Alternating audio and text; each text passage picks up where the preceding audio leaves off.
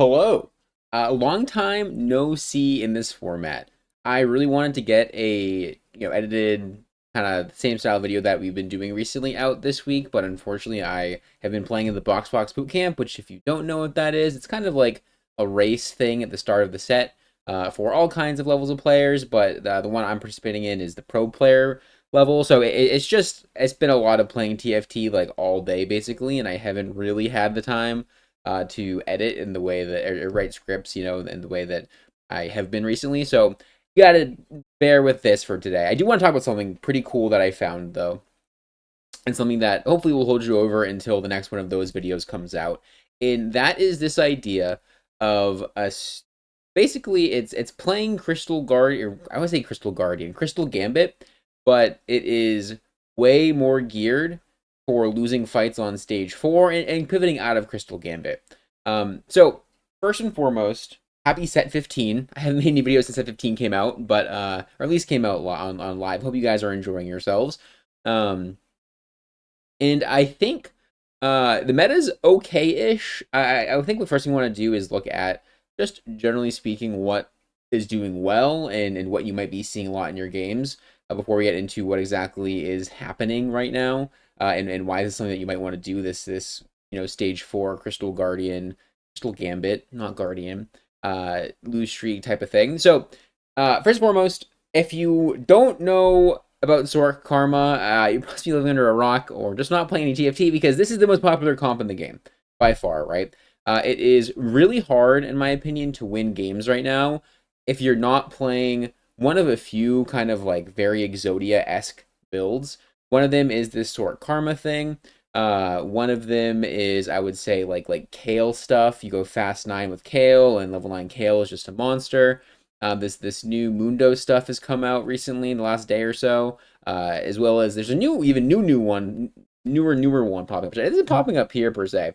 Well, I guess this case Dante Kali I think can do really well too. But the one I want to talk about was this new thing popping up where it's like 4 mentor GP reroll and you reroll Kobuko and GP. That's to say that there are a lot of things that can win, like 4 or 5 things that can win games, but it's pretty hard to win games outside of those things unless you have some kind of really heavy high roll thing going on, right? Like some really potent part of your game that has given you enough resources to outcap these things that are just kind of naturally stronger due to the balance of the game right now.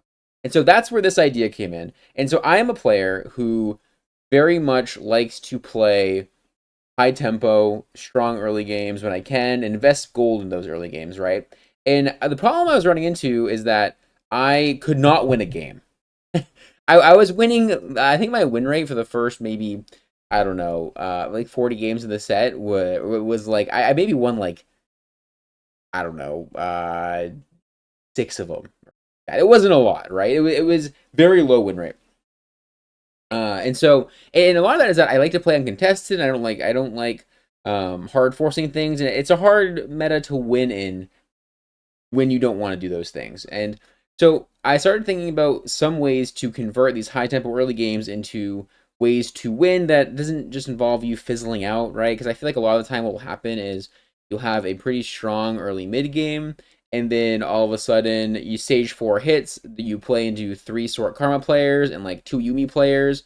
And then it's dude. Also, I don't know. We're gonna talk about Star Guardian in a minute. So this is Emerald Plus. Let's check higher. Diamond Plus. Okay, yeah, it disappears. People don't play this very much. This is all play rates, by the way. It's all sorted by play rate. Yeah, so people don't play Star Guardian like almost at all. At the higher you get.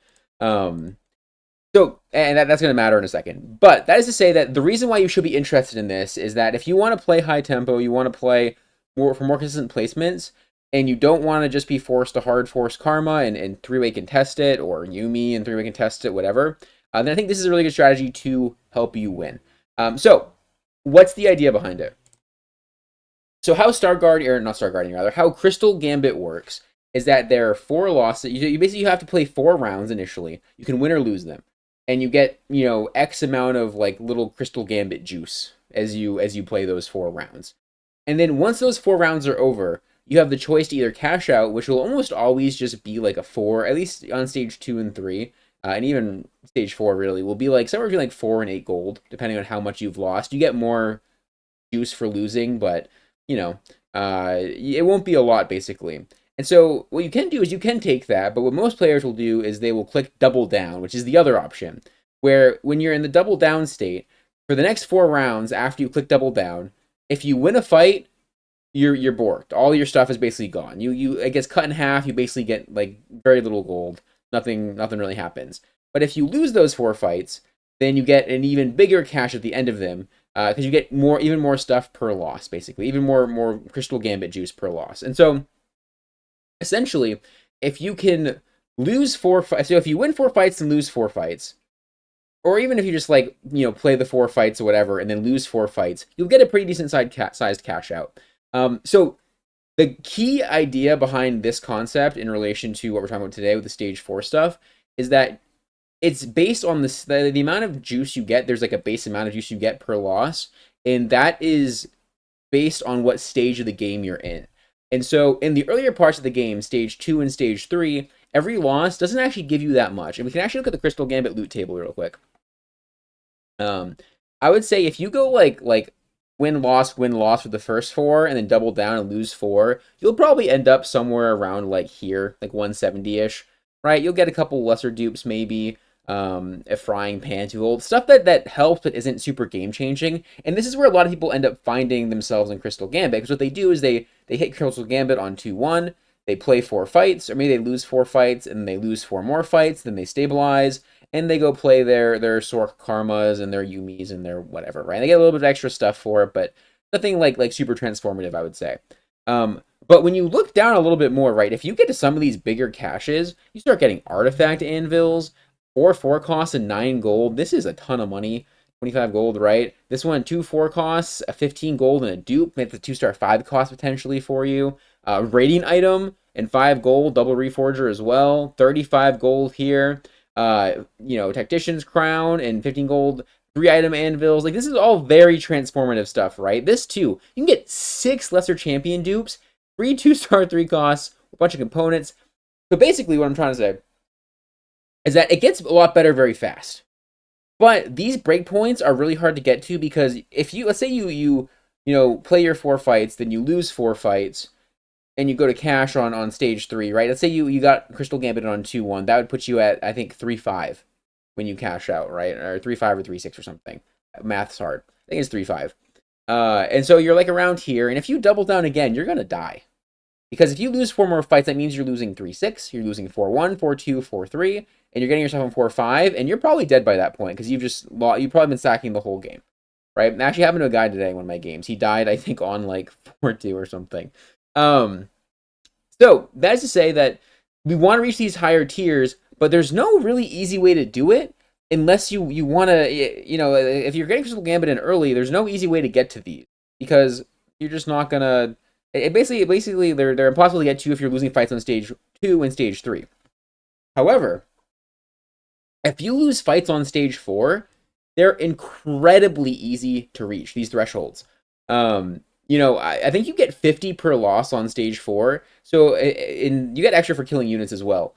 So if you lose 4 fights in a row on stage 4, because you're gonna have like a base of like 100-ish already, probably like 50 to 100-ish, you're at like 250. You're getting a rating item. You're getting a champion dupe, 15 gold and 2 4 costs, right? Let's say you have a little bit more and it started, or you kill even more units. You get to 300. I've done this before and gotten to 350 even before, and gotten all these component anvils. So basically, if you lose a fight on stage 4, you get so much more stuff that it's super, super good. And the way this all kind of ties together is that on stage 4, on 4-1, half the lobby is going, not even half the lobby, I'd say the majority of the lobby is going to be incredibly strong, having rolled to 0, looking for their contested units, right? Their Karma, everyone's contested on Karma, everyone's contested on Yuumi. And everyone's going to be 0 gold trying to find these things before they're out of the pool, right? So everyone spikes on 4-1. Everyone spikes on 4-1. And so the idea behind this is that you can actually play a really, really strong board, or I'm going to say a really, really strong board, but you can play your strongest board possible on stage 4. And as long as you're not rolling for like 2-star 4 costs and stuff, let's say, for example, for the conversation, I want to look at some of these units in a second, so we'll take some of these. Let's say your board is Swain 2, RE2. You roll for like Swain 2, RE2 on 4-1. Maybe you have like Nico pair, you hit Nico 2 or something. You had a really good stage 3. If you just don't roll any more than that, you're very likely going to lose 4-1, going to lose 4-2, going to lose 4-3, and going to lose 4-5. 4-4 is carousel, so we skip 4-4. And you'll likely actually still kill a lot of units, though. You won't win the fights, certainly, but you'll kill units and get even more Crystal Gambit stuff.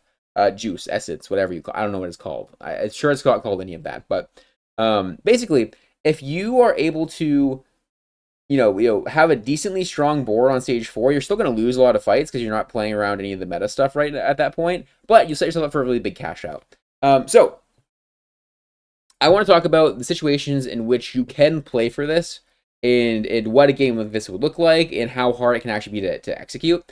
So I would say that these units are the key units to this idea, and Star Guardian is kind of the easiest transition. We'll talk more about transitions in a minute, but this Star Guardian is like the easiest transition out of it. But basically, if you're playing around like Swain, Neeko, Ahri, in particular, like Syndra, Janna, these units are really, really, really powerful units to do well on stage 2 and 3.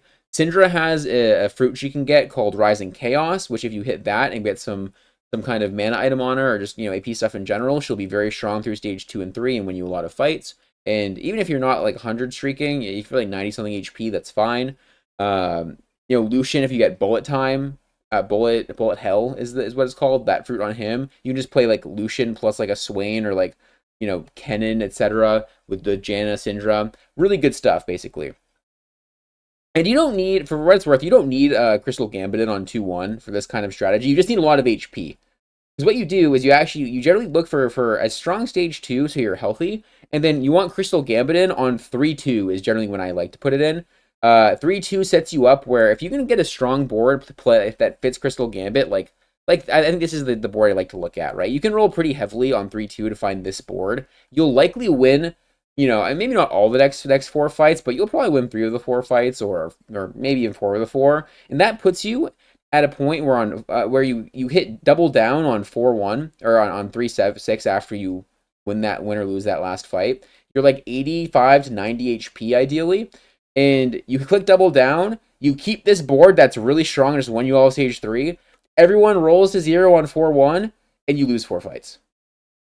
Right? You lose 4 fights. You probably lose somewhere between 50 to 60 HP. You're ideally you're at least 2 lives. You can be even more depending on how strong the lobby is. And there's a lot of skill expression in this because you can really if you understand how strong your board is compared to other people's boards in your pool, in your matchup pool, then you can really like take pieces out and maneuver things and try to kill as much as possible to get even more Crystal Gambit and stuff and save even more HP and get extra lives. So there's a lot of cool stuff going on here, a lot of skill expression.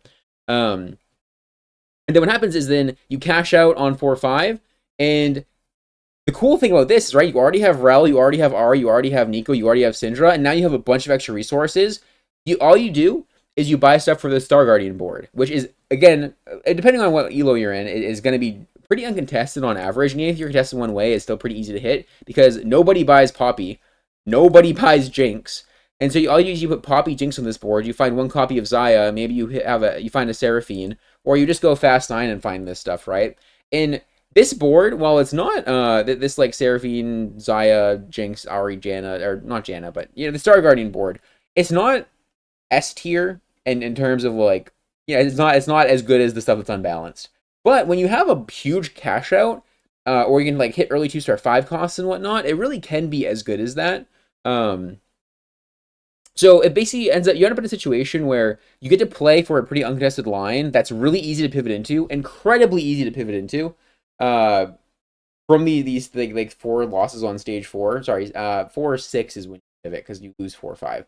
If you got it in on 3-2, you can get it in on 3-1 as well. We'll talk about that more in a second. But basically, the pivot to Star Guardian is very easy, and it's something that like you can use items for anything. If you get an AD artifact, put it on Jinx. AP artifact, put it on Ahri. Tank artifact, put it on Poppy. And there's like so much room for items on this that like all these item cash outs are amazing. Like these ones, this one as well, right? You just 3-star Ahri for free, awesome. 3-star like Neeko maybe, huge. These are amazing. You get it. Wait, you get an extra power snacks? Is that right? You just get another anomaly? Another fruit. That's cool. It uses spawn very well. It uses any artifact very well. It uses all this well. It uses radiant items super well. It uses champion dupe super well. because you just like hit Poppy 2 and then you just move on with your life, right? You just go fast 9, you find Seraphine, and the board caps out super high. Because, you know, and you can even like start taking stuff off for 5 costs if you want. But as to say that all these things are very easy to use. So it's a really like optimal pivot, I would say. There are other things you can play, of course, other than just Star Guardian out of this. But it is going to be the most consistent thing to play on average, what I've found. I wish I had some footage of games of this. I don't have any footage of someone's brooming outside. Stop brooming, man. Okay, they're moving on. I don't have any footage of this because it's hard to find the spot for it. Also, I've been working on it more off stream and like it's hard to be streaming while playing a line that's like this hard to navigate while I've been figuring it out. But I hope to have more footage of this soon, and then hopefully we'll play it on stream more, and definitely also follow the stream if you want to check this out or just see me playing the Blox Box Boot Camp in general. But so hopefully I'll have some more video footage of this in the future. But I've done this pretty successfully a few times. This whole like Crystal Gambit cash out on stage 4 into Pivot Star Guardian into Imagination line. But yeah, you have to be really careful when you play this. I would say so. You don't need Crystal Gambit on 2-1. You really want Crystal Gambit by 3-2. You can even have it as early as like 3-1 or even like late stage 2, depending on how much you want to, like when you want to cash. If you're a little bit lower in HP, it's totally fine to put it in a little bit earlier, get those first 4 out of the way, or even if you have it on 2-1, you can put it in on 2-1, win 4 fights, take it out, or double down rather, then take it out, and then just put it back in on stage 4 when you want to start losing. Put it back in whenever you want to start losing, basically. Because the cool thing about doubling down is that you actually don't, you can take Star Guardian or Crystal Gambit out after you click double down, win a fight, put it back in, and you'll still be in that double down state. So basically, the idea behind this is that you just need to get to a situation where you have a strong board, and you have played 4 fights on Crystal Gambit, and then you just put this in whenever you feel comfortable putting it in, right? Obviously the fights on stage 4 you lose more HP for, so this can be like you can start your double down on 3-5 and play 2 fights on stage 3, 2 fights on stage 4 where you lose, and that's okay, right? You'll basically lose less HP, but you'll get less resources. You'll still get to like the 200 breakpoint, I would say, on average there. You'll get to at least 200, I would say, almost always there. So you get some good stuff, and it'll give you a little bit more breathing room if you're worried about how strong the lobby is. And as you can see, right, there's like a lot of flexibility to this and a lot of cool ways to maneuver it and to express skill with it, which is awesome. And it's not as like, obviously you can, if you get spat, just play like 7 Crystal Guardian or Gambit. It's broken, but yeah, there's some really cool things to do with it. Some ideas just for like other things to pivot into if it's not Star Guardian, just like 5 cost soup, right? Like EF, Zyra, etc. Juggernaut Lee is very good if you want to play on Vi. I have not found any boards that play around Vi early that can fit 3 Crystal Gambit and win consistently. If you have, awesome. Abuse that. I like Vi in my mind is not a super big high roll for this type of thing because I don't know how to win fights on 3 Crystal Gambit with Vi as like one of those 3 Crystal Gambits basically. Unless you're just like super high roller, like Vi Hero Augment, maybe. Those are some situations maybe where you could do this. But you probably want to do other things instead in that situation. So if you do find a way to do that, even better. You're even better at the line than I am. Huge. Awesome. Fuck yeah. But this is what I've found so far to work. It's a relatively specific line, but it will let you win more games that seem kind of unwinnable initially, where like maybe you're in situations that might be good for this, right? Like you're win streaking early and you're slamming items with a lot of proactivity, but they're not items that are super best in slot for stuff like Yuumi, stuff like Karma, right? You're not, instead of slamming like Stride Breaker in JG and Shojin for your Karma, you have Blue Buff and Void Staff in Nashers or something, right? Which is winning you fights, but your item quality is going to fall off and you're going to have a lower cap. This raises your cap, right? And you can certainly play this into like Karma and stuff too if you just happen to have it. That's totally fine. But yeah. Actually, this is just a way to win more games and to give yourself more room to win games. So, sorry, it's a little rambly again. I know. I will get back to like the usual style of video again next week, hopefully. It depends on how long I'm in the boot camp, but I'm looking pretty alive in it so far. So I imagine it'll be a little bit until we return to form with the fully edited fun videos with the pretty pictures and whatnot. But for now, chew on this a little bit, try it out. I've run it down on stream a couple times trying this. It's hard. You have to be really hyper aware of your lobby dynamic and what you can play for and how strong people are. The amount of times I've just accidentally won on 4-1 is kind of astronomical. So don't be afraid to sack 4-1 and make sure you're looking around. It's basically just a way to play that really rewards a lot of heads up decision making. So try it out, have some fun with it, and hopefully you win some games over Karma. Yeah. All right. Bye bye. Thanks for watching.